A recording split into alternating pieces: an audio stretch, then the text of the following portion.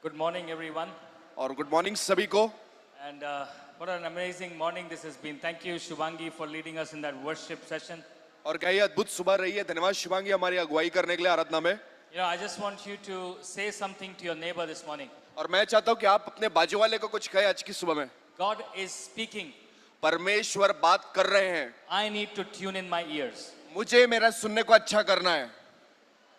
Come on, tell this to your neighbor. God is speaking. I need to tune in my ears. और अपने बाजू वाले से कहिए परमेश्वर बात कर रहे हैं, मुझे और अच्छे से सुनना है। You know, it's so amazing that a part of what I wanted to share reflects in Neil's testimony. और मुझे बहुत अच्छा लग रहा है जो हिस्सा जो आज मैं बांटने वाला हूँ वो नील की गवाही के अंदर है। I was initially supposed to bring this word when Joash was preaching.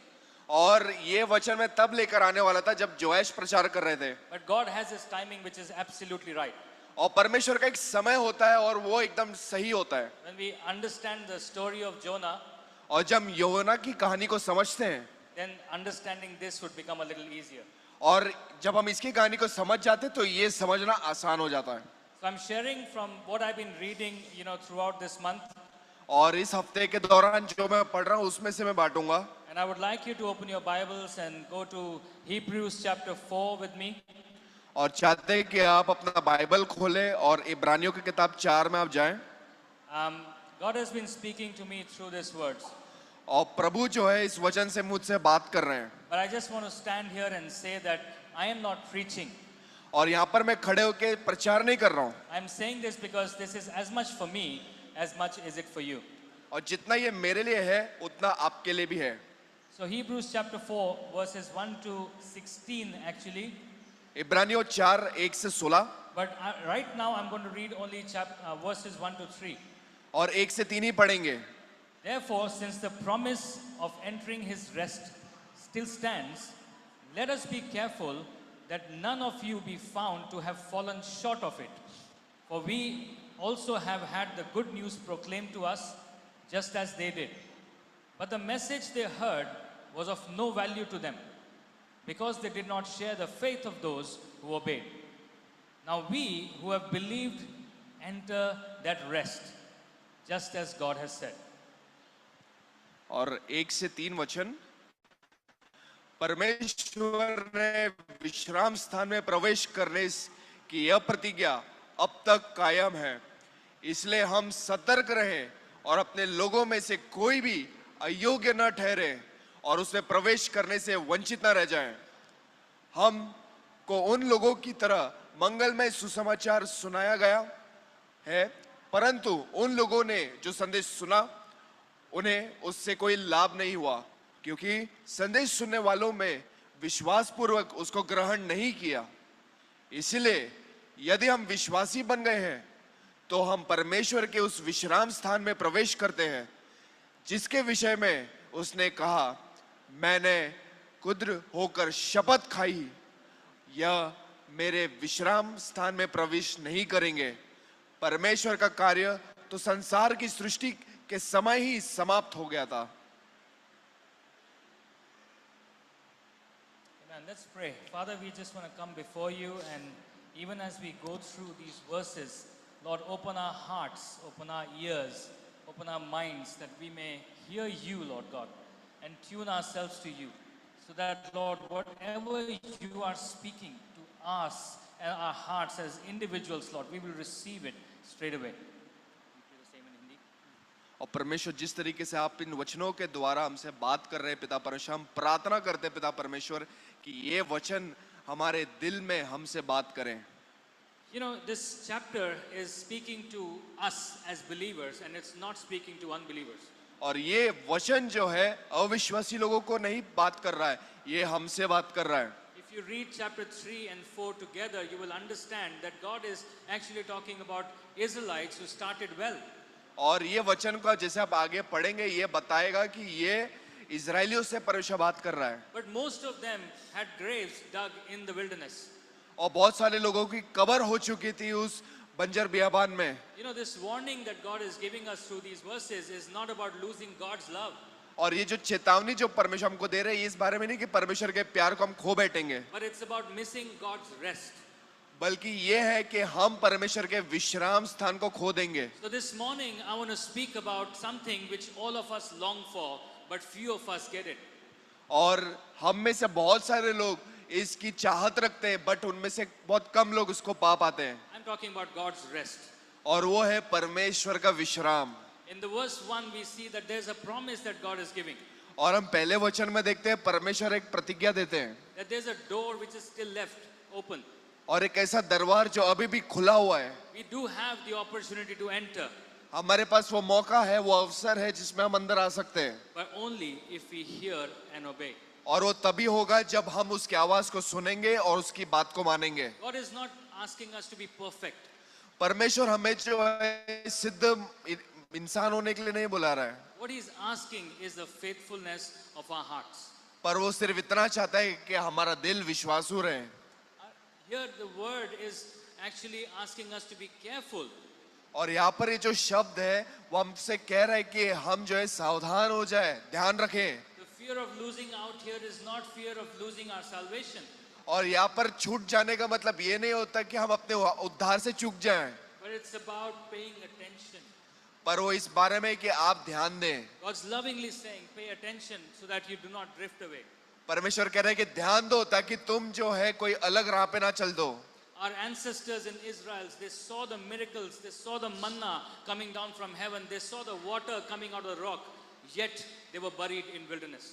और हमारे जो पुरख लोग थे, और जहाँ पर जो हमारे जो पहले के जो लोग थे, उन्होंने बड़े बड़े चमत्कारों को देखा, और वहीं पर उन्होंने आसमान से मन्ना को बरसते हुए देखा, पर फिर भी वो उस रेगिस्तान में दफन हो गए। Their life, there was always a question mark. They never had the rest. और उनके जीवन के बारे एक बहुत बड़ा सा प्रश्न चिन्ह था कि उनको कभी वो विश्राम, वो आराम नहीं मिला। And the writer of Hebrews is actually reminding us that the danger still exists today. और इब्रानियों का लेखक ये बताता है कि वो खतरा अभी भी है। A lot of us somehow just focus on blessings. और हमें से ज्यादातर लोग जो है आशीष के ऊपर सिर्फ ध्यान लगाए हुए हैं। If the blessings are coming, which means all is well. और अगर आशीष आ रही है, सब कुछ अच्छा चल रहा है, तो इसका ऑल इज वेल, लेकिन सब अच्छा चल रहा है। I'm sure everybody has seen that movie. All is well. All is well. और मुझे यकीन है कि सभी ने ये पिक्चर देखी होगी। Right? When problems and difficulties come, that's where we just become so upset and so, all over the place. और जब मुश्किल हालात, मुश्किल परिस्थिति आती है, जब सब कुछ नहीं चल रहा, हम सोचते कुछ तो गड़बड़ है। But if our posture is always of reverence to God, that God, if you give me this blessing, I will worship you. If you do not give me this blessing, I will still worship you. Then we are not shaken. और हमारा अगर मुद्रा इस तरीके से है कि परमेश्वर, अगर आप मुझे आशीष देंगे, मैं तब भी आपकी स्तुति आराधना करूंगा, अगर आप मुझे आशीष नहीं भी देंगे, तब भी मैं आपकी स्तुति और आराधना करूंगा। What happened in Neil's life, it's not easy for 5 years to go through that same feeling that, I was supposed to be promoted, but I wasn't. What's happening, Lord? और ये जो 5 साल जो नील भाई की गवाही थी कि वो यही सोच रहे थे 5 साल में कि मुझे प्रमोशन मिलना चाहिए, मुझे ये मिलना चाहिए था। And in between that, God says, be still. और उस सब के बीच में परमेश्वर कहता है, ठहर जाओ, शांत हो जाओ। Basically, God asked Neil to be rested. और बता दें आपको कि परमेश्वर ने वो नील से वाकई में कहा कि विश्राम लो। And this is the rest that I'm going to speak about this morning. और यही संदेश आज की सुबह में मैं बांटने वाला हूँ। So let's understand firstly what exactly is God's rest. और आइए समझते हैं कि परमेश्वर का विश्राम क्या होता है। God's rest begins with God Himself. और परमेश्वर का विश्राम परमेश्वर से शुरू होता है। In Hebrews 4 verses 4 it says, and God did rest the 7th day from all His works. और इब्रानियों 4:4 में ये कहता है कि परमेश्वर ने अपना सभी काम को पूरा करके 7वें दिन में उसने विश्राम किया। Now we must understand that God rested not because He was tired. He rested because His work for that creation was finished. और परमेश्वर ने आराम इसलिए किया क्योंकि इसलिए नहीं किया कि वो थक गए थे, बल्कि इसलिए किया क्योंकि जो काम उन्हें करना था उन्होंने उसको पूरा किया। The Greek word here is katapao. और कतापाओ जो ये है जिसका यूनानी शब्द है, It means to seize, not to abandon. इसका मतलब ये है कि उसको पूरा करना, ना कि उसको छोड़ देना। God ceased creating the world at that moment, but he did not cease to rule. परमेश्वर ने संसार को बनाना पूरा किया, बल और संसार के ऊपर राज करना बंद नहीं किया, He did not stop ruling. और उन्हें शासन करना, राज करना बंद नहीं किया। Rest is something that God has decreed upon his creation. और विश्राम जो है, आराम जो है, ये परमेश्वर ने अपने जो रचना है उसके ऊपर ऐलान किया है। It is not just a law, it is something that God wants us to understand what he wants, meaning rest. और ये व्यवस्था नहीं है, बल्कि परमेश्वर हमको बताना चाहता है कि ये है क्या। It is his complete work. ये उसका पूरा काम है। It means he is in charge. इसका मतलब ये है कि वो जो है नियंत्रण में है। God's rest is more than a place. God's rest is more than a place where we say, I have arrived. और परमेश्वर का विश्राम है वो एक जगह से भी बढ़कर जहाँ पर हम कहते हैं मैं आ गया हूँ। And when we read Hebrews 4 verses 8, it says that for if Joshua had given them rest, then would he not afterward have spoken of another day? और 4:8 में ये कहता है कि अगर यहोशू ने इजराइलियों को विश्राम स्थान लेने गए होते तो क्या परमेश्वर बाद में दूसरे दिन की चर्चा नहीं करता। Which clearly shows us that the promised land, which is Canaan, was not the ultimate rest.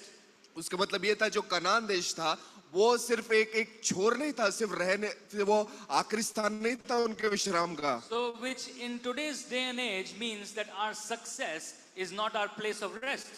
और इसका मतलब ये है कि आज की शब्दों में कि हमारी जो सफलता है वो सिर्फ वो अंत वाली जगह नहीं है। If I'm a house group leader and everything is going very well in my house group and everybody is growing, that's not my place of rest. I must think of now moving and making 2 house groups out of it.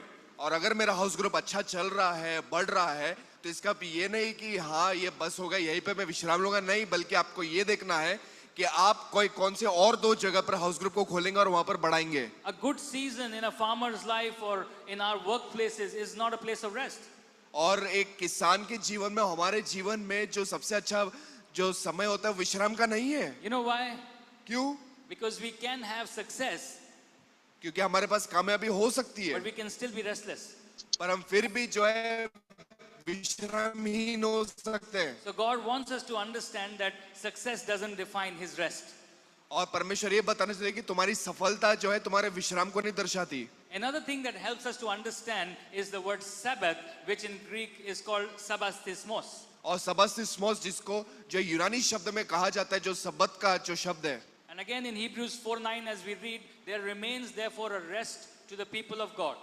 और ये बताता है कि ये जो दिवस रहता है ये परमेश्वर के लोग के लिए विश्राम का दिवस रहता है। This is the decreed rest that God is talking about. और ये जो है एक ऐसा विश्राम, एक ऐसा आराम है जिसका ऐलान परमेश्वर करते हैं He's given it to us. और उन्होंने हमें दिया है। The word rest or sabastimos here is used only once in New Testament. और नए करार में जो है इस शब्द का सबत और सबस्तिमोस का जो इस्तेमाल एक बार किया गया है। In the Old Testament, Sabbath day meant cease from all your work. Do not even pick up a grain.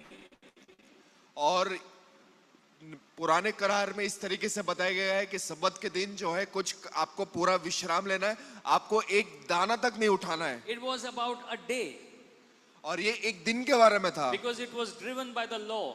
क्योंकि ये जो है व्यवस्था से चलता था। But Jesus is talking about a Sabbath lifestyle. और प्रभु यीशु हमें जो है बताते हैं एक सब्बत का जीवन शैली। He's talking about a lifestyle where we just don't take rest one day but operate from the rest of God. और हम जो है सिर्फ एक दिन का आराम नहीं रहते, बट परमेश्वर का दिया वो विश्राम है उसमें हम काम करते हैं। Because Jesus means not stopping activity, he means stop being in control.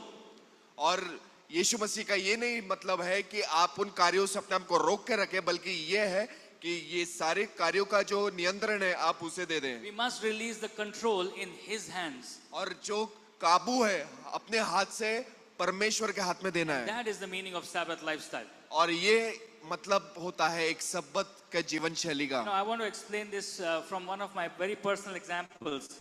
और जो है खुद के व्यक्तिगत उदाहरण से मैं समझाऊंगा। In June 2025, our company finished 7 years of work. और जून 2025 में हमारी कंपनी को जो है 7 साल पूरे हो गए। And Amrita was in her daily readings, she got something from God that this is our Sabbath year.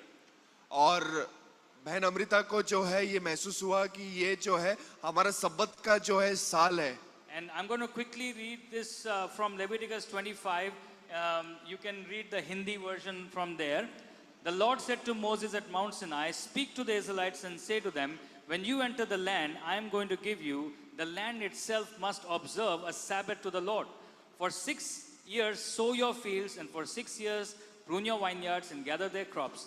But in the 7th year, the land is to have a year of Sabbath rest, a Sabbath to the Lord."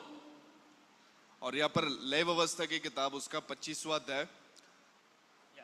So, तू Israeli समाज से बोलना, तू उनसे यह कहना, जब तुम उस देश में प्रवेश करोगे जो मैं तुम्हें दे रहा हूं, तब उस देश की भूमि भी प्रभु के लिए विश्राम करेगी.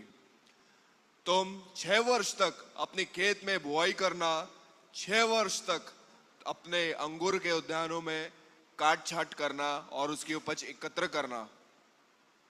it took me over 1 month to understand what God was speaking. परमेश्वर मुझसे कह रहा है. When Amrita shared this with me, I actually got upset with her. और जब बहन अमृता ने भाई जैसे इस बात को बांटा तो वो उनसे थोड़े दुखी हो गए. It's like, what do you mean? Should I stop working? तो वो कह रहे इसका मतलब क्या है, मतलब काम नहीं करना है. You know, but God has His ways of teaching us. पर परमेश्वर का अपना ही तरीका होता है हमें सिखाने का. One after the other, businesses started to stop working. एक एक करके जो है एक एक व्यवसाय जो है काम करना बंद कर दे रहा है. No new deals started to come. और कोई जो है न्यू अच्छे जो है नए डील्स नहीं आ रहे हैं. Because here Amrita was operating from the rest, even for the fact that she did not have to explain to me. She prayed, God, it's you who have spoken, you explain to Ajay. और बहन अमृता ने जो है नियंत्रण के नहीं बल्कि जो परमेश्वर से उनको मिला, परमेश्वर के विश्राम से मिला कि ये जो है तुम अजय को दो. My limited understanding of Sabbath meant not working. और भाई की जो सीमित सोच थी उन्होंने ये सोचा इसका मतलब ये है कि काम नहीं करना है. You know, but God's ways of teaching us and the understanding of Sabbath is very different. देखिए परमेश्वर का समझाना और हमारा समझना सबत के बारे में दोनों अलग है. For a few months, no new work was coming. और कुछ महीनों तक जो है कोई नया काम नहीं आ रहा था. I started to become very restless. और एक जो है एक तरीके से अविश्राम की स्थिति में थे. And that at that time, I was just praying and God spoke to me, operate through my rest. और उस समय वो प्रार्थना कर रहे थे और परमेश्वर ने उनसे कहा कि मेरे विश्राम में तुम काम करो. In that same time, we had gone to meet Nigel and Des, and somehow even Nigel said, Ajay, operate from God's rest. और अंकल नाइजल आंटी डेस से वो मिले तो अंकल नाइजल ने उनसे कहा कि परमेश्वर के विश्राम में काम करो. I knew God was speaking. और मुझे पता चला कि परमेश्वर मुझसे बात कर रहे And हैं. slowly God started to change the whole situation. और धीरे धीरे परमेश्वर ने पूरी परिस्थिति को बदला. Now we've signed 3 contracts straight away for 3 years. और 3 सालों के लिए 3 कॉन्ट्रैक्ट को हमने साइन किया. Where we did not have to strive for it. और इसके लिए हमें जो ज्यादा जद्दोजहद नहीं करना पड़ा. The party from ahead is coming and saying, we want to sign you for 3 years. और सामने से पार्टियां आ रही थी और हमसे कह रहे थे कि हम आपको 3 साल के लिए साइन करना चाहते हैं. So when we obey God and trust His timing, He does it. और जब हम परमेश्वर पे विश्वास करते हैं और उसके समय पे विश्वास करते हैं परमेश्वर कार्य करते हैं. And this morning as the word came, this is not just about personal blessings, it's also about seeing these empty chairs filled up. और ये जो है सिर्फ जो है व्यक्तिगत आशीष के लिए नहीं है बल्कि इस बात के लिए जो खाली कुर्सियां हैं ये भी हम भरे हुए देखना If चाहते we हैं. believe and we go out evangelizing, knowing that God is with us, He is going to bring the new people in our midst. अगर हम इस बात का विश्वास लेके बाहर जाते हैं उस सुसमाचार का प्रचार करने के लिए परमेश्वर नए लोगों को भेजेगा. He is going to multiply the work of our hands. हमारे हाथ के कामों में वो बरकत लेकर आएगा. Amen. Are you all excited? क्या आप उत्साहित हैं? We are going to fill these seats up. और इन जो खाली कुर्सियां इनको हम भरेंगे. We are going to fill it. हम उनको भरेंगे. It's not we who are going to fill it. It's God who's going to fill it. और ये हम नहीं बल्कि परमेश्वर भरेगा. Okay, we are as farmers, we need to understand who we are. और हम जो उसके किसान हैं इस बात को जानना जरूरी कि हम कौन हैं. You know, Rohan showed that beautiful picture on New Year's Eve where he showed that farmer and that whole AI version of it. और न्यू ईयर की जो शाम को भाई रोहन ने जो है बहुत अच्छा जो है चित्र दिखाया जहाँ पर एक किसान और पूरा खेत जो एआई का बना था. You know, imagine the farmer whose job is to only take the seed, the good seed. और समझिए एक किसान जो है जो अच्छे बीज को लेता है. Then he sows it. और उसको बोता है. Before that he plows the land. और उस जो है इस मिट्टी की खुदाई करता है he waters it, और उसमें पानी डालता है and then every day morning he comes and says, "Get up, rise up, now come, give fruits." और वो आके उस बीज को जहाँ पर उसने बोया और जल्दी उठ उठ उठ जल्दी फल लेकर आ। Does the farmer do that?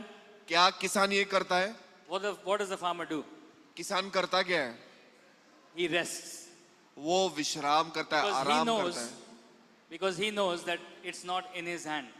क्योंकि वो जानता है कि ये बात उसके हाथ में नहीं है। Why am I using this analogy of a farmer is because this is what exactly God has asked us to do in our lives, whether it's our work life or it's our spiritual life or it's a life of evangelism.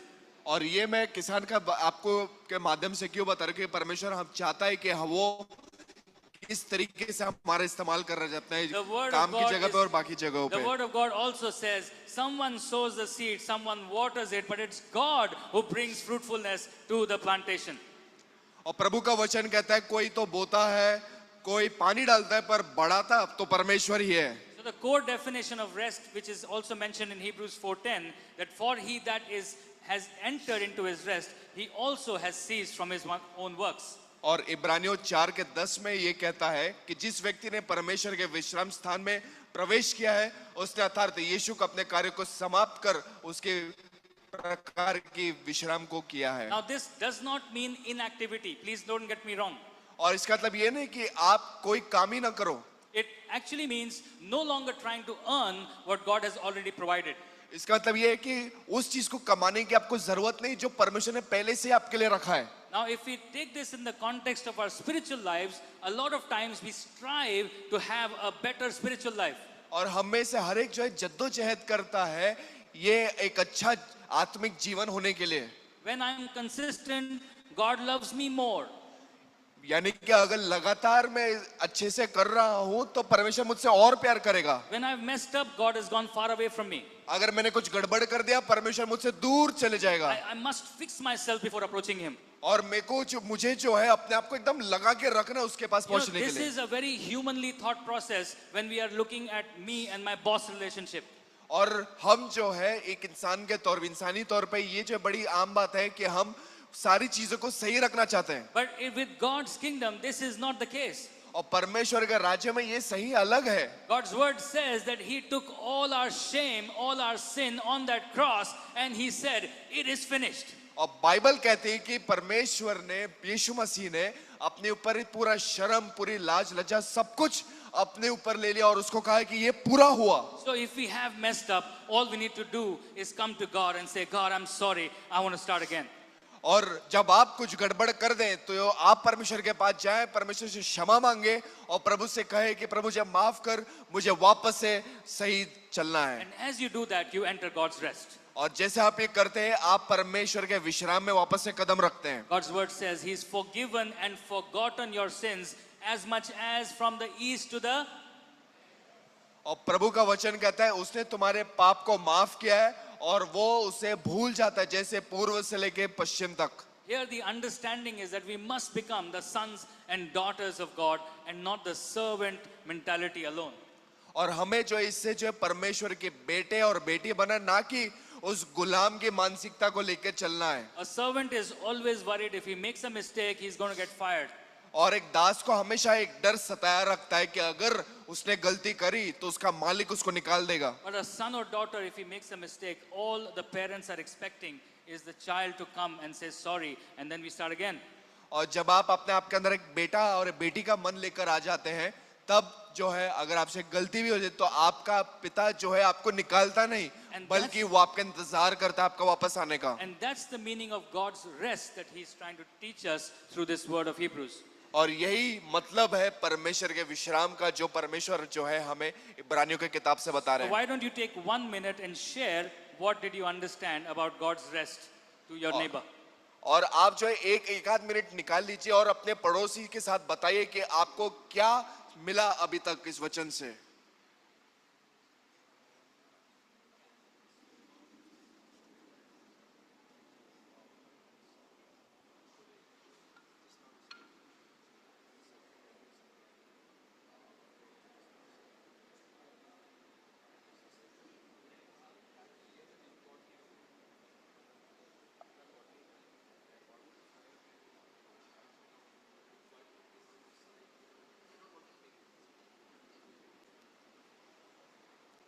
Amen. Amen. Amen. Now, if this understanding of rest is so simple, then why is it that God's people miss His rest? और अगर परमेश्वर के विश्राम के बारे में जो समझना था एकदम सरल है, पर फिर भी परमेश्वर के लोग उसके विश्राम में आने से क्यों रुक जाते हैं? It's actually a very simple thing because God told the Israelites that go to the promised land. The distance was only for 11 days, but they took 40 years. और जब परमेश्वर ने अपने लोगों को कहा कि ये जो वाचा की भूमि है यहाँ पर जाओ, जो कि जिसकी दूरी सिर्फ 11 दिन की थी, पर वहां पर पहुंचने उनको 40 साल लग गए. So we're going to see it in three parts. Why do God's people miss rest? और हम जो है कुछ बातों को देखें, 3 बातों को देखें कि परमेश्वर के लोग जो है परमेश्वर के विश्राम से क्यों चूक जाते हैं. Number one, lack of faith. सबसे पहला विश्वास की कमी. Hebrews 4:2 says, "For unto us was the gospel preached as well as unto them, but the word preached did not profit them, not being mixed with faith in them that heard it." और हमको उन लोगों की तरह यह सुसमाचार सुनाया गया, परंतु उन लोगों ने जो संदेश सुना उन्हें उससे कोई लाभ नहीं हुआ, क्योंकि संदेश सुनने वालों से विश्वास पूर्वक उसको ग्रहण नहीं किया. Now, I'm not pointing a finger at any one person. I'm pointing a finger at myself. और मैं जो है किसी को उंगली नहीं दिखा रहा, बल्कि मैं अपने आप को उंगली दिखा रहा हूं. But I'm saying something in perspective. पर मैं जो था एक नजरिए की बात कर रहा हूं. You know, Amrita and I are husband and wife. और भाई अजय और बहन अमृता जो है पति पत्नी है. And how is it possible that sometimes God says the same thing between the both of us, and she's got 100% faith and I've got 20% faith? और ऐसा होता है कि परमेश्वर जो है दोनों से बात करते हैं, पर ये ऐसा क्यों होता है कि बहन अमृता का 100% विश्वास रहता है और भाई अजय का 20% विश्वास रहता है. You know, it's written here. It was preached to them and to the others. और क्योंकि यहाँ पर लिखा है वचन में, उन्हें भी ये प्रचार हुआ और दूसरों को भी प्रचार हुआ. The same gospel. वही सुसमाचार. The same gospel is being preached today to the leaders of this church as well as to the normal people of the church. और यही सुसमाचार कलीसिया के अगुवों को प्रचारित किया जाता है और यही सुसमाचार आम जनता को भी किया जाता So है. why is it that some of us are so excited to go out and evangelize and meet with people, and some of us think, I don't think I can do it. और ऐसा क्यों होता है कि कुछ लोग जो है इतना उत्साह और आग से भर जाते हैं कि वहां पर जाके मैं प्रचार करूंगा, और कुछ लोग के अंदर वो आग जलती ही नहीं. The problem is not the lack of word. और खामी जो वचन में नहीं है, It's the lack of faith which is mixed with the word. That's what it says here. और कमी जो है बल्कि विश्वास में है, जहां पर यहाँ पर वचन में लिखा है. And the word mixed, actually, if you think of making a cake, how many of you make a cake here? और How many कितने of you लोग make को यहाँ पर cakes? केक बनाने आता है. Okay, cake ingredients are supposed to mix with each other, and when the cake comes out, you can't find out the sugar and the flour separately, right? और जब cake बन के आ जाता है तो उसमें से जो आपने जो सामग्री डाली तो आप उसको अलग अलग नहीं देख सकते. So similarly, the word of God and the faith need to be mixed in such a beautiful way that you can't actually see them separately. You see one thing. और इसी तरीके से आपका विश्वास को और परमेश्वर के वचन को जब आप एक साथ मिला लेते हैं तो आप दो अलग चीजों को नहीं देखते, बल्कि एक ही चीज को आप देखते हैं. Another example, because I'm a chef, I'm giving you chef examples. और भाई शेफ है इसलिए वो शेफ के जो है उदाहरण देंगे. There's a word called marination. एक शब्द है मैरिनेशन करके. Okay, the practical meaning of it is you take a piece of meat or vegetable, you put flavorings on top of it, and the flavoring go right inside. और इसका मतलब ये होता है कि अगर किसी सब्जी को या फिर मांस के टुकड़े को ले लीजिए, उसको सारे जो है मसाले लगा के आप रख दीजिए, तो जो सारे जो मसाले हैं वो जो है उस सब्जी और उस मांस में खिंच जाते हैं. So if the tandoori chicken is marinated well, it's tasty. अगर तंदूरी चिकन को अच्छी से जो है आप जो है मैरिनेट करेंगे, उसका स्वाद बढ़ जाता है. But only if the marination is outside, there's क्या? no flavor inside. कि वो सिर्फ मैरिनेशन क्या सिर्फ बाहरी रहता है कि वो उसके अंदर भी जो है वो स्वाद आता है. So if you look at in the context of the word of God, अगर आप इसको परमेश्वर के वचन के संदर्भ में देखेंगे, the word of God must be applied in our lives with faith. परमेश्वर का वचन जो है हमारे जीवन में लागू करना चाहिए विश्वास के साथ में. We say that God's word is yes and amen, but we actually inside don't believe it. और हम बाहरी तौर पे कहते हैं परमेश्वर का वचन हाँ और आमीन है, पर अंदर हम विश्वास नहीं करते. Outside we are saying amen, but inside I'm actually getting scared. What's going to happen tomorrow? और बाहर के तौर पे हम जोश के साथ आमेन कहते हैं, पर हम लोग को जो है अंदर से डर लगता है कि कल क्या होगा. And that's why Hebrews 4:2 says the word preached did not profit them, not being mixed with faith. और इसलिए जो है इब्रानी को किताब 4:2 कहता है कि ये वचन उनको भी प्रचार किया गया था, उन्हें उससे जो है लाभ हुआ, बल्कि इनको कुछ नहीं मिला. You know, the Israelites heard all God's promises. They saw walking between the Red Sea, but they did not really believe God for the promised land. और इजरायलियों ने परमेश्वर के उस भविष्यवाणी के वचन को सुना, उस प्रतिज्ञा के वचन को सुना, लाल समुद्र को वो पार करके गए, पर उनके अंदर वो फिर भी विश्वास नहीं था. In today's day and age, we all can be so busy, but still very restless. और हम जो है सभी लोग जो है इतने व्यस्त हो सकते हैं और ऐसे थके हो सकते हैं. You know, we are spiritually informed. Sometimes we attend all the meetings, all the conferences, all the house groups, but still inside we are very anxious and very driven. और हम जो है हो सकते हैं सारे जो सभाओं में जा सकते हैं, हाउस ग्रुप्स में जा सकते हैं, बड़े बड़े कॉन्फ्रेंसेस में जा सकते हैं, पर अंदर से अभी भी जो है वो बेचैनी मौजूद है. Because we're not mixing that with faith. क्योंकि हमने उसको विश्वास से नहीं मिलाया है. And the faith here God's talking about is it's His role to do it, not mine. और जो विश्वास के बारे में जो वो बताता है, वो इस बारे में है कि वो चीज को वो करेगा, हम नहीं. If I've prayed for manna, manna will come and I do not need to worry about it. अगर मैंने मन्ना के लिए प्रार्थना करी है तो मन्ना ऊपर से आएगा, मुझे उसके लिए चिंता करने की जरूरत नहीं. But the Israelites saw the manna in the morning, but in the evening they were again very, very exhausted and very anxious. और इजरायली लोगों ने सुबह मन्ना को देखा, पर शाम तक उनका विश्वास ठंडा गिर गया. God wants us to know He is in control. परमेश्वर चाहता है इस बात को हम जाने कि वो अभी भी नियंत्रण में है. Neil's testimony shows us God's in control.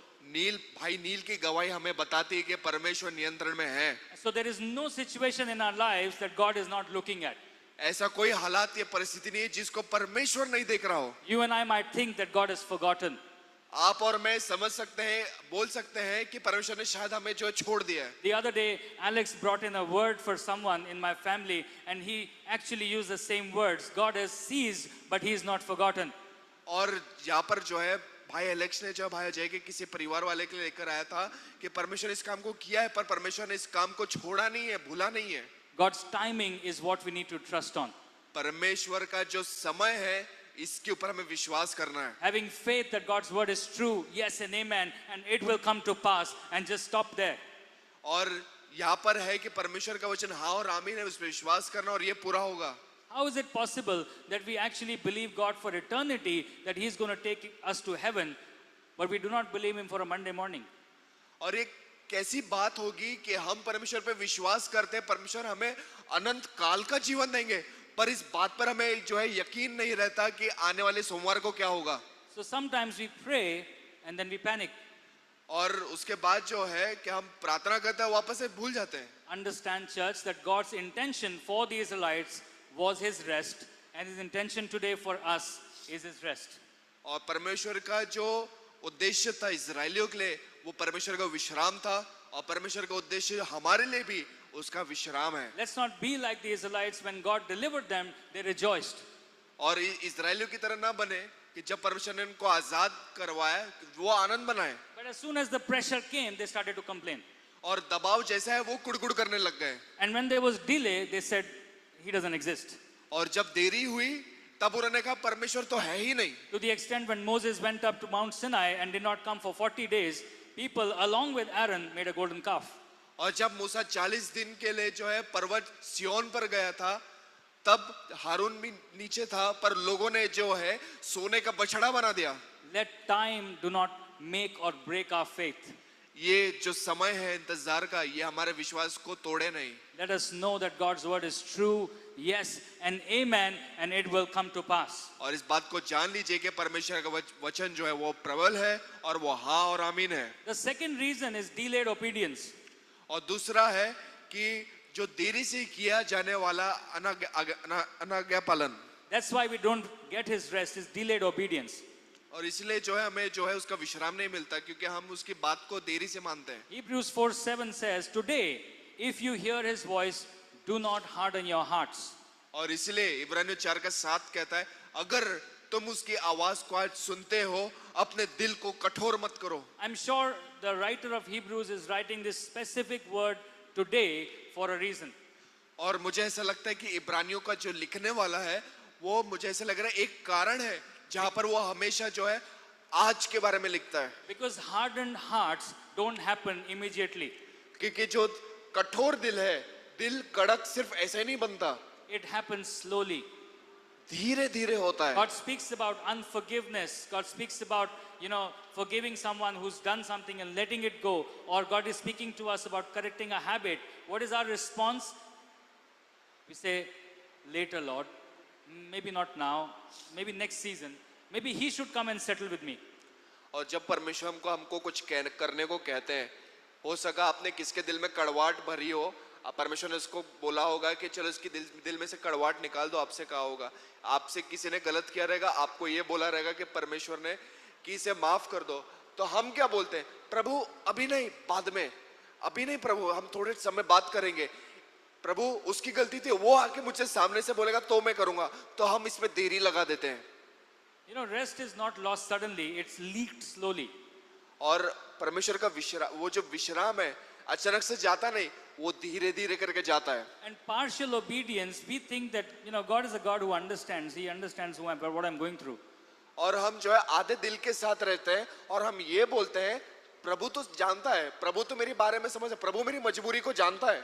And please understand, partial obedience will never give you complete rest. और आपको बता दें कि जब आप परमेश्वर की बात पूरी तरीके से नहीं बल्कि आधे दिल से जब आप मानते हैं, तो वो जो है आपको आराम नहीं देगा। You will always be striving. आप हमेशा उसमें भी जो है जद्दोजहद करेंगे। The Israelites just did not rebel once, they drifted slowly. और ये जो है सिर्फ एक ही बार में इस्राएली लोग नहीं निकाले गए, बल्कि वो जो धीरे धीरे करके निकले। And that's why Hebrews 4:7, it exposes the root in our hearts. It says, if you hear His voice today, do not harden your hearts. और इसलिए वचन कहता है यदि तुम आज उसकी आवाज सुनो तो अपना दिल कठोर न करना। And I'm not talking about a hardened heart where you've committed one or two sins here and there. I'm talking about a heart which is unresponsive. और मैं इस बारे में नहीं कह रहा हूं कि आपने जो इसकी बात को नहीं आना इसलिए, बल्कि इस बात के लिए आपका दिल कठोर है क्योंकि आपने उस बात की प्रतिक्रिया, उसको जवाब नहीं दिया। So let us understand, how do hearts slowly harden? और इस बात को समझते हैं कि दिल कैसे जो है कठोर या कड़क हो जाता है। Repeated delay without surrender. कि जो है बार बार जो है आप अपने आप को परमेश्वर के हवाले नहीं करते हैं। The Lord's Prayer teaches us that forgive me my sins, Lord, today. और जब हम प्रभु की प्रार्थना को करते हैं, जब हम ये कहते हैं मेरे अपराधों को आज क्षमा करें। But if I do not ask forgiveness for my sins over a continued period of time, my heart becomes hardened in that area. पर अगर हम बार बार जो है अपने दिल को जो है परमेश्वर के सामने नहीं लेके जाते हैं और क्षमा नहीं मांगते, तो हमारा दिल जो है वो कठोर हो जाता है। Repeated delay without surrender. और जो है जब आप देरी लगाते हैं तब जो है हम परमेश्वर के सामने अपने को नहीं रख पाते हैं। Hardening happens when comfort becomes priority over obedience. और जो है ये देरी तब होती है जब हम जो है आराम को जो है ज्यादा ही करते हैं। I've seen this in my own life that Satan has this one tool that he uses on most of the believers. और शैतान के पास वो ब्रह्मास्त्र है वो जो जिसका इस्तेमाल वो बहुत से लोगों के ऊपर करता है। He will not snatch away somebody. और वो जो ऐसे ही किसी को खींच के नहीं लेकर जाएगा। He will slowly disassociate him from the congregation. और उसको वो क्या करेगा कि लोगों के बीच में से अलग करते हुए जाएगा। Make someone so busy in work that they stop coming to church, house group, meeting people slowly. और किसी किसी को इतना व्यस्त कर देगा कि वो व्यक्ति हाउस ग्रुप नहीं जाएगा, चर्च नहीं जाएगा, किसी का मिलेगा नहीं। And if they get a Sunday off, what they are really looking for, I need to sleep. I cannot go to church. I'm very tired. और अगर उसको जो है रविवार को छुट्टी मिलेगी तो उसके मन में ये डालेगा, नहीं नहीं तुम्हें तो सोना चाहिए, तुम्हें जाने की जरूरत नहीं है। This is what he did in my life. क्योंकि ये हुआ मेरे जीवन में। But thank God for a wife who was continuously praying for me, and so many others who were continuously praying for me, where my shackles were broken and I came right through. और भाई कहते हैं कि वो धन्यवादी है परमेश्वर के कि उनको ऐसी पत्नी मिली जो उनके लिए प्रार्थना करी, और बहुत से लोगों ने उनको प्रार्थना किया जिनकी वजह से उनकी जो बेड़ियां थी वो टूटी। Please let comfort not become a priority over obedience. और हमारा जो आराम का है वो हमारे लिए जो हमारी प्राथमिकता ना बन जाए। You know, another thing is familiar sin becoming acceptable. और हम जो है बार बार लगातार दोहराया जाने वाला पाप जो है उसको हम अपना लेते हैं। You know, white lies, सफेद झूठ, or you know, maybe in God's word it says that, you know, give to Caesar when it belongs to Caesar, and if I'm doing business and if I start taking money in cash, I know I'm doing wrong. और जब जैसे प्रभु का वचन जो कैसर का है वो कैसर को दो, अगर मेरा जो व्यवसाय उसमें पैसा, अगर वो पैसा मैं ले रहा हूँ तो गलत है। But I take cash in one transaction, पर अगर मैं जो है एक ही बारी में पूरा जो है रोकड़ा ले लेता हूँ, and then slowly 2 and then 4 and then 10 and then it becomes a habit where it says nobody is seeing it, I'm fine with cash. और मैं धीरे धीरे करके एक जगह से लेता हूँ, दूसरी जगह से लेता हूँ, तीसरी जगह से लेता हूँ, और मैं ये सोचता हूँ कोई नहीं देख रहा है, ठीक है। Understand that the fall of man happened with one disobedience from Adam. और देखिए मनुष्य पाप में गिरा मनुष्य के एक अनाज्ञाकारिता की वजह से। God banished them from the Garden of Eden because of one simple instruction that Adam and Eve did not follow. और परमेश्वर ने अदन की वाटिका से आदम और हव्वा को निकाल दिया क्योंकि उन्होंने वो एक बात जो उनसे कहा गया था उन्होंने नहीं किया। Church, let's treat sin gravely. कि कलीसिया पाप को जो है गंभीर तौर से देखें, Do not take it lightly. हल्के में ना ले। Unbelief is not always loud rebellion. कि जो है अविश्वास जो है हमेशा वो चिल्लाता नहीं, Sometimes it's quite compromise. कई बार वो चुप्पी में करा जाने वाला समझौता है। And the third thing we see is escaping instead of surrendering. कि तीसरा हम ये देखते हैं कि वहां से भाग निकलने को हम देखते हैं इसके बजाय कि हम परमेश्वर के सामने जो है उसके आ जाएं। You're still with me? I'm still going to take 10 minutes. Okay? क्या आप हैं हमारे साथ में? मैं और 10 मिनट लूंगा। We are talking about how God's people miss his rest. कि हम बता रहे हैं कि कैसे परमेश्वर के लोग उसके विश्राम से चूक जाते हैं। So the last part here, second last part is escaping instead of surrendering. और वो ये है कि लोग जो है उसमें से निकलने की कोशिश करते हैं इसके बजाय कि वो परमेश्वर के सामने जो है अधीन हो जाए। And in today's day and age, it's so easy to escape, you know. और आज के जमाने में यहाँ से चुपके से निकल जाना बड़ा आसान है। Endless scrolling, सिर्फ स्क्रॉल करते रहना Netflixing for many hours, और नेटफ्लिक्स देखते रहना घंटों में, or overworking sometimes, which I Okay. do. और कई बार कुछ ज्यादा ही काम करना जो भाई अजय करते हैं, Overeating, which I'm not doing these days. और कुछ ज्यादा खाना जो भाई अजय अभी नहीं कर रहे हैं, Or giving into drinking or smoking. और अपने आप को जो है शराब और धूम्रपान में देना। These things give us relief in our mind. ये बातें जो है हमारे मन में हमको शांति देते हैं, That's what we think. ये हमें लगता है, They give us relief, they do not give us rest. और वो जो है हमें जो है थोड़े समय का आराम देते हैं, बल्कि जो पर विश्राम जो परमेश्वर का है वो नहीं देते। Maybe the body pauses for a little while, but the soul is restless. भले से इस शरीर को थोड़ा समय के लिए अच्छा लगता है, पर जो आत्मा है, प्राण है, उसको वो शांति नहीं मिलती। But instead of this, when we surrender to God, every day fills with that confidence that God is with me, I'm going to do this, I'm going to do this. अगर हम अपने आप को परमेश्वर के सामने जो है दे देते हैं, समर्पण कर देते हैं, तो हम परमेश्वर एकदम जोश पा लेते हैं, ये करेंगे वो करेंगे। If I surrender, then I have that confidence that I am not in control, He is in control. और जब हम समर्पण करते हैं परमेश्वर के पास, तो हम इस बात को समझते हैं कि वो काबू में है, मैं नहीं।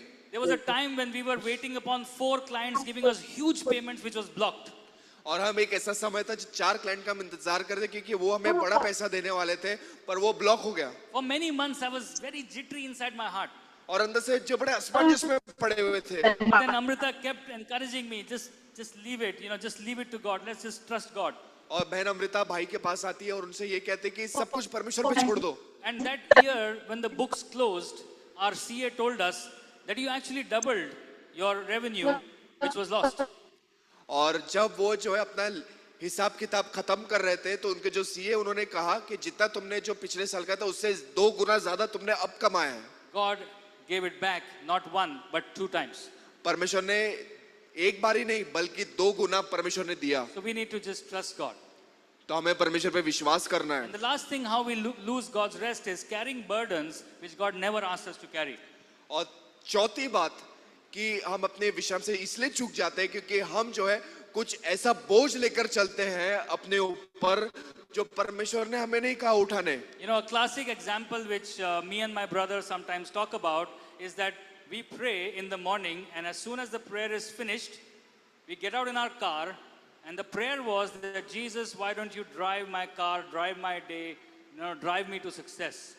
और भाई अजय भाई और अपने भाई के बीच में ये होता है कि जब वो प्रार्थना करते हैं और जब वो निकलते अपने गाड़ियों की ओर तो ये ऐसा सोचते हैं कि जो है क्या प्रभु मुझे मेरी गाड़ी को चलाएगा, क्या प्रभु मुझे सफलता की राह पर लेकर जाएगा। But as soon as we sit in the car, और जब हम गाड़ी में बैठते हैं in my mind, Jesus is driving the car, और यीशु उनके मन दिमाग में ऐसा है कि यीशु गाड़ी चला रहे हैं and I am just sitting and resting.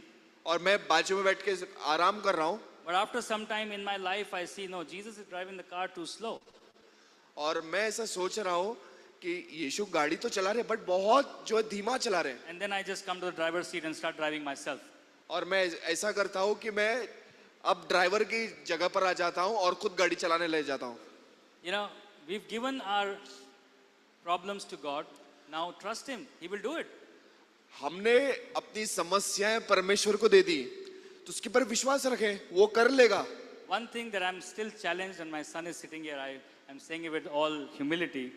और अभी भी जो है मैं चुनौती पाता हूँ और इसको बड़े नम्रता के साथ आपके सामने बोल रहा हूँ। You know, all the parents face this, but we're facing it right now. और सारे माता पिता इसका सामना करते हैं और हम भी कर रहे हैं। You know, our sons are growing. हमारे दोनों बेटे बड़े हो रहे हैं। There are things about him which I don't like. ऐसी कुछ बातें उसके बारे में जो मुझे नहीं अच्छी लगती There are things about me which he doesn't like. और मेरे बारे में कुछ बातें जो उसको अच्छी नहीं लगती। But God speaking to me continuously from one channel or the other, trust me with his life. और परमेश्वर मुझे एक माध्यम से दूसरे माध्यम से ये बात कर रहा है, मुझ पर विश्वास रख उसके जीवन के लिए। For 1 week, I will trust him. For 1 week, I'll trust him. एक हफ्ते के लिए मैं उस पर विश्वास करूंगा। But 8th day, I don't see the change, I start shouting. और अगर मुझे 8वें दिन पे बदलाव नहीं दिखता तो मैं चिल्लाने लगता हूँ। And that's where I have taken control. और ये होता है क्यों है? क्योंकि मैंने उसका नियंत्रण लिया है। God's word is very clear. It's his burden, not mine. और प्रभु का वचन बड़ा साफ है, ये उसका बोझ है, मेरा नहीं। Amen? Amen. All right. Now, we've understood what his rest is. We've understood, how we lose our rest. Now, let's understand how to enter his rest. हमने देख लिया कि उसके आराम की जगह क्या होती है, उसके आराम से हम चूक क्यों जाते हैं और उसके आराम से हम प्रवेश नहीं कर पाते कुछ कारणों की वजह से। अभी हम ये देखेंगे कि कैसे उसके आराम में हम प्रवेश करेंगे। I'm going to quickly rush through it. Hebrews 4:11-12 says, "Let us therefore make every effort to enter that rest so that no one will perish by following their example of disobedience." और इब्रानियों 4:11 का 12 ये कहता है, इसलिए हम उस विश्राम स्थान में प्रवेश करने का पूरा प्रयत्न करें कि ऐसा ना हो कि उन लोगों के अवज्ञा के अनुकरण के में किसी का पतन हो जाए। For the word of God is alive and active, sharper than any double-edged sword. It penetrates even to dividing soul and spirit, joints and marrow. It judges the thoughts and attitudes of the heart. क्योंकि प्रभु का वचन जो है वो प्रबल है और जो है कार्यशील है, क्योंकि वो जो है दो धारी तलवार से भी ज्यादा धारदार है, जो हड्डी को मांस से अलग कर सकता है। In the King James version, the verse 11 says, "Let us therefore labor to enter his rest." और केजेवी जो उसका अनुवाद है वो ये कहता है, आइए साथ में मिलकर हम जो है मेहनत करें ताकि हम उसके आरामगाह में प्रवेश So when I करें। was reading this, I was quite confused because all this while I'm hearing God saying, "Do not strive," and here is saying labor. और यहाँ पर मैं यहाँ पर जब इस वचन की तैयारी कर रहा था तो पहले हमने देखा संघर्ष ना करो, जद्दोजहद मत करो, पर यहाँ पर लिखा है कि मेहनत करो, यहाँ पर लिखा है। Now here the word labor in Greek means spudazo. और जो इसका यूनानी शब्द है स्पुदासो, It means intentional diligence. इसका मतलब ये है कि आप इस बात को जो है एक उद्देश्य के साथ कर रहे हैं। And here it's trying to tell us that we must be intentional about understanding who we are. और इसका मतलब ये है इस बात को खुद के उद्देश्य से जानना कि आप कौन हैं। A A farmer does not say that the seed will be given by God, the rain will be given by God, and the plantation will be given by God. और एक किसान ऐसा नहीं सोचता कि बीज भी परमेश्वर देगा, बारिश भी परमेश्वर देगा और उगाएगा भी परमेश्वर। He intentionally goes to the field, plows it, labors there. और वो उद्देश्य के साथ जाता है, उस जो है उस खेत को जो है अच्छे से करता है, फिर उसके अंदर बीज बोता है, उसको पानी देता है। So church, if you are at work, you know things are not going to happen automatically. You got to put in your best.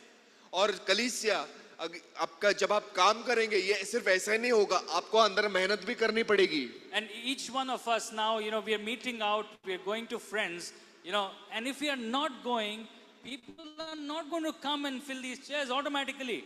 और कलीसिया जब आप बाहर जाएंगे अपने अपने जो है लोगों से मिले, काम की जगह पर आप जाएंगे, जब तक आप नहीं करेंगे तो ये जो कुर्सियां हैं हम कैसे भरेंगे? The harvest is ready, but the laborers are few. कि फसल तैयार है पर मजदूर कम है। There's a word labor here which we must understand. It's our job that God has entrusted us with. और यहाँ पर जो है काम करने के लिए जो है कहा गया है और परमेश्वर जिसके पे हम पर भरोसा करते हैं। You know, God is helping us through His word where He says, for the word of God is quick and powerful. क्योंकि प्रभु का वचन जल्द और जो कार्यशील है। And if He's saying that, you know, it divides our bones and marrow and flesh. और जो उसका वचन इतना धारदार है कि वो हड्डी को मांस से अलग कर देगा, Dividing soul and spirit. आत्मा और प्राण को अलग कर सकता है। It actually means that when we read the word of God, it exposes the false rest in our hearts. और जब हम परमेश्वर के वचन को पढ़ते हैं तो हमारे अंदर जो है वो गलत जो आराम विश्राम गृह है वो हमको दिखाता है। It reveals that this is the place that you are striving, which should you not strive. और वो दिखाता है कि ये जगह पर जो है तुम संघर्ष करो जहाँ पर तुम्हें संघर्ष नहीं करना है। God's rest is sustained by a relationship with Him, not by performance. और परमेश्वर का जो आराम का मिलता है बल्कि जो है हमारे कार्य करने से नहीं, Says बल्कि He's उसके साथ given एक us रिश्ता रखने the से। great high priest.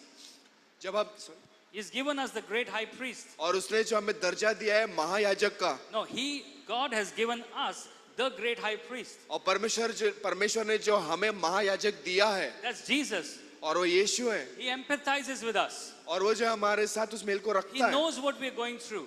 और वो जानता है कि हम किस बात से गुजर रहे हैं He knows the fatigue. He knows the temptations. He knows the pressure.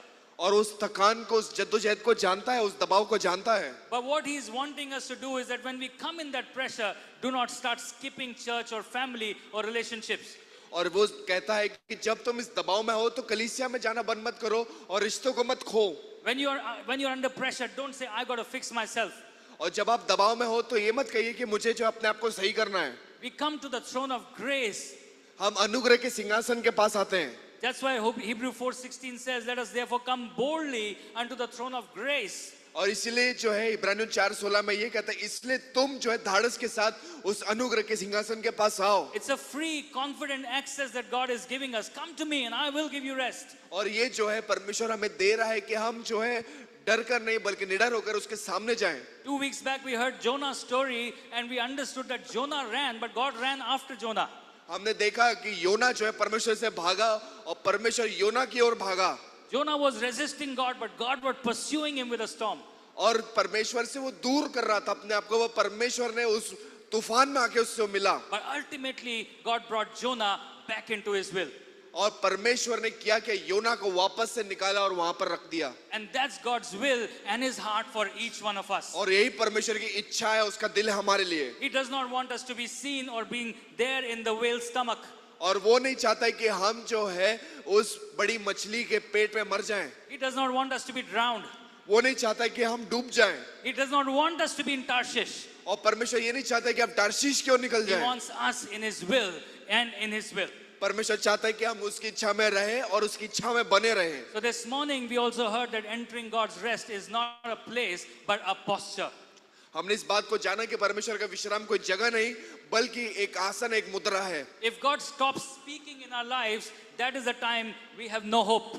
और परमेश्वर अगर बात करना बंद कर दे हमारे जीवन में तो हमारे पास कोई उम्मीद आशा नहीं रहेगी। But God is speaking in each one's life. It is us who are not tuned with our ears. अगर परमेश्वर जो है हमसे बात कर रहा है वो खामी हमारे में है कि हम उसके आवाज को सुनने रहे। So church, let's make every effort to enter His rest. और आइए कलीसिया हम भी जो है पूरे मन से दिल से उस काम को करें, उसके बात को सुनने के लिए। Trust God. Even if you don't understand, trust Him.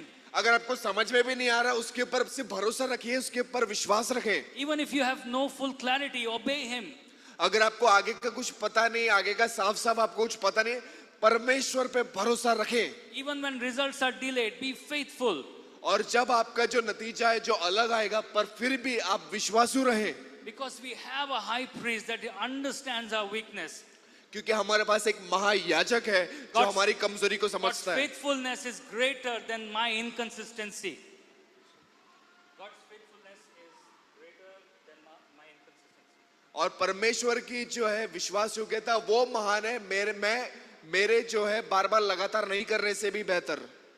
So church, let's enter and remain in God's rest. और आइए कलीसिया, हम आइए और परमेश्वर के आर विश्राम में रहिए। It's available today for all of us. और ये मौजूद है आपके लिए और मेरे लिए। It's entered by faith. आइए विश्वास के साथ कदम रखें It's sustained by obedience and intimacy. और परमेश्वर के साथ उस करीबी रिश्ते के साथ बने रहें। Because His word is helping us in saying today, if you hear His voice, do not harden your hearts. क्योंकि उसका वचन ये कहता है, आज अगर तुम इस बात को सुन रहे हो, अपने दिल को कठोर ना करो। Today, आज, not yesterday, कल नहीं, not tomorrow. उसके आने वाला कल भी नहीं। Today. If we got to become an army that God is calling us to be, we got to make sure that our hearts are in the right place. अगर हमें वो सेना बनना है जो परमेश्वर चाह रहा है कि हम बने, तो इसका मतलब ये है कि हम अपने दिल को सही रखें। If we have to be an army that is victorious, we got to hear our master's voice. अगर हम जो है एक ऐसी सेना बनना चाहते हैं जो जीते, तो हमें अपने उस्ताद की आवाज को सुनना है। Come, let's stand. आइए खड़े हो जाएं। Let's stand and let's just take these 2-3 minutes and maybe pray for the person next to you. और आइए ये 2-3 मिनट ले और आपके बाजू में जो व्यक्ति है उसके लिए आप प्रार्थना करें। You know, all of us have this problem that we can become anxious. और हम में से हर एक को ये जो एक समस्या है जहाँ पर हम व्याकुल हो जाते हैं, असमंजस रखते हैं। But let's trust God that God is calling us to be an army of people. और आइए इस बात पे विश्वास करें कि परमेश्वर हमें बुला रहे हैं कि हम जो है एक महान सेना बने। Just as He told Ezekiel, prophesy. जैसे प्रभु ने इज़ीकियल को कहा, नबूवत कर, We will prophesy with faith. हम भी विश्वास के साथ नबूवत करेंगे। That verse in one verse talks about prophesying dead bones coming to life. Maybe that does not happen in that moment for us. और हमसे जैसे वचन में कहा था कि इन सूखी हड्डियों के ऊपर नबूवत कर, हो सकता है हमारे जीवन में हड्डियां ना हो बल्कि Maybe कुछ God और is हो। asking us to wait for some time. और हो सकता है परमेश्वर हमसे कह रहा हो कुछ चीजों के लिए इंतजार कर। But if He has asked us to prophesy, He will make the dead bones rise. That's His word. और अगर परमेश्वर हमसे कह रहा है कि नबूवत करने इन सूखी हड्डियों के ऊपर, तो परमेश्वर उन मरी हुई परिस्थितियों के अंदर भी उन्हें कार्य करेगा। Come, let's ask God for faith. आइए परमेश्वर से विश्वास मांगे।